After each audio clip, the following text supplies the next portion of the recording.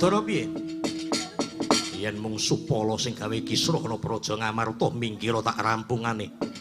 Iki dudu perkarane Siadi nanging kebenaran Siadi mapan ana kene, Siadi tak dadekake minangka seksi. Seksi piye maksudmu aku ora nggawa KTP? Iki wis jam pira?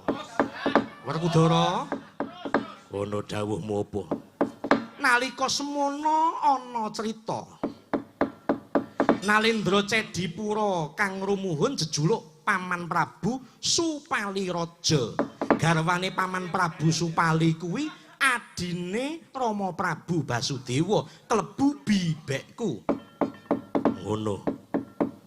Paman Prabu Supali duwe anak kang sepisan nanging wujute ora kaya menungsa lumrah.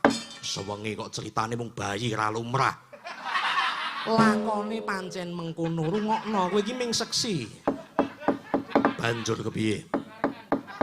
Wujute bayi kuwi mau mripate telu, baune papat, nangise ora kaya bayi lumrah, nanging kaya pambengok ing swara kuldi.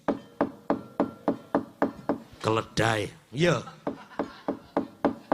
Lah gawe wiranging Paman Prabu Supaliraja satemah gawe sayembara. Sing sapa bisa maloyakake bocah kuwi mau bakal dadi gurune si bocah kuwi mau lan nyawane dititipke marang sapa wae kang bisa gawe waluyane bocah kuwi mau.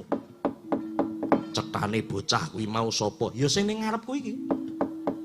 Si Supala. Lah para ratu padha njagong bayi kabeh genti gumanti nggendong utawa mangku si jabang bayi Supala. Nalika semono pun Kakang uga nderek Rama Prabu Basudewa njagong ana ing negara Cedi kedadak dening Paman Prabu Supaliraja. Aku kang isih aran Raden Narayana kadhawuhan supaya mangku jejabang kuwi mau kaelokaning jagat keparenging Gusti kang akarya jagat. Nalika bayi kuwi mau dak pangku kedadak baune kang loro gogrok, mripate kang sawiji gogrok, satemah dadi bayi kang lumrah. Banjur janjine Prabu Supaliraja ditetepi apa ora? Iya. Pangandikane Paman Prabu Supaliraja, lamun bocah kang aran Supala kuwi mau didadekake muridku. Lan maneh nyawane dititipake marang aku sak mangsa Prabu Kresna ngersakake Supala kuwi seda. Aku dikeparengake nanging aku matur ana ngarsane Prabu Supaliraja, Paman. Kula mboten badhe mejahi lare menika. Kajawi lare menika damel dosa ingkang ganep kaping 100. Kamangka kok catheti dosane wis pira? Supala kuwi kerep banget njarak perkara marang pun Kakang. Mbuh apa wae mesti gawe perkara kalebu nalika lakon alap-alap Rukmini klebu si Supala iku uga dadi sawijining nalendra kang ngayonake mbakyumu. Mula kang saka kuwi yen tak etung tumeka dina iki kok wis ganep kaping 100. Banjur karepmu piye iki bocahe menengahe ngantuk kuwi. Werkudara, piye? Ketoke Supala ki bocah kurang ajar nanging sejatine dheweke banget anggone suwita marang pun Kakang kang titis Bathara Wisnu. Merga saka kapitayaning Supala njarak perkara marang Prabu Kresna supaya bisa seda saka astane Prabu Kresna. Kapitayane Supala lamun seda saka astane Sang Hyang Bathara Wisnu bakal manjing ana swargane Bathara Wisnu. Mula kuwi ora ngantuk nanging manekung semedi nyamatake patine. Oh ngono. Banjur gandeng wis kaping 100 Supala samapta gati sawega diri bedoreng Kiai Kesawa bakal nigas janggamu.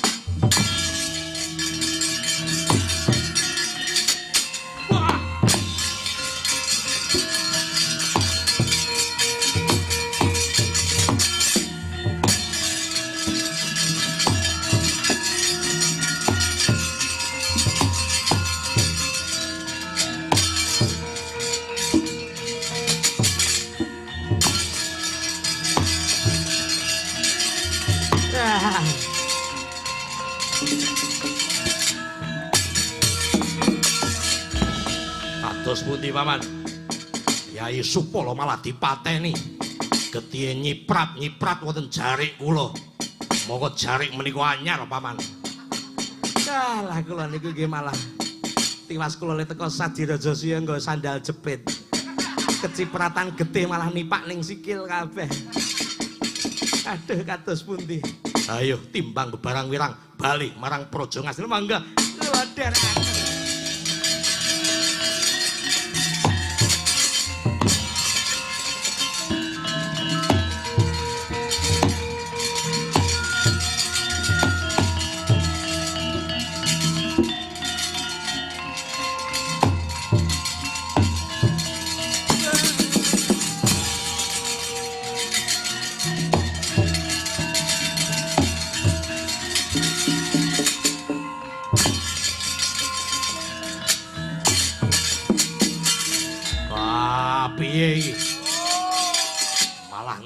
Isin nggih.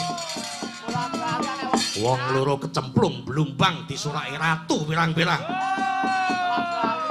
Aduh. Iki mau kita kira mester karo. Patine kaya wedhus. Jebule kok blumbang disebari kembang-kembang saking kebake kembang nganti kaya babut perang medani. Wah. Wong loro klebus kabeh. Dados Lah tegese niki kula kalan panjenengan niku malah dadi wirang. Wah, kabeh padha ngguyu ewer kudara ngguyu lakak-lakak. Wah, nang kula sedewa padha ngguyu. Wah, diguyu Drupadi malah.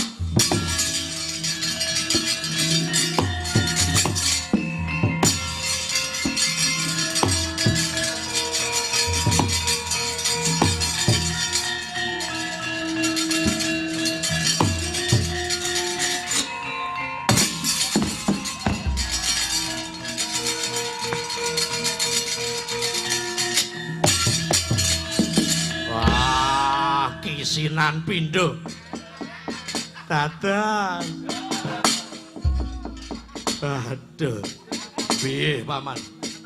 Mau kejegur ana blumbang, saiki ana kaca gedhah bening banget. Saking beninge nganti kaya ora ana apa-apane. Aku mundur-mundur, waduh. Ketatap kaca gedhah mak grobyak diguyu wong pirang-pirang. Niki lho enten tulisane niki lho. Dorong. Dhuwur tak tulisane. Wis madang dorong. Aman. Rumangsa isin. Wektu dina iki aku diguyu karo kae Pandhawa do guyu ning mburi-mburi kae. Pandhawa guyu-guyu karo nabuhi bedhug paman. Drupadi guyu lakak-lakak karo tebah-tebah wentis. Wah, besok yen ora kuwowo ngrebut negara Ngamarta durung lega rasane atiku. Ampun to negara Ngamarta Drupadi sisan direbut bencang.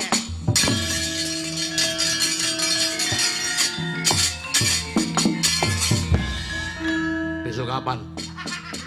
Tahun ngajeng dilanjutke lakone Pandhawa Dadu. Pun besok kula wis pokoke Winmax pokoke.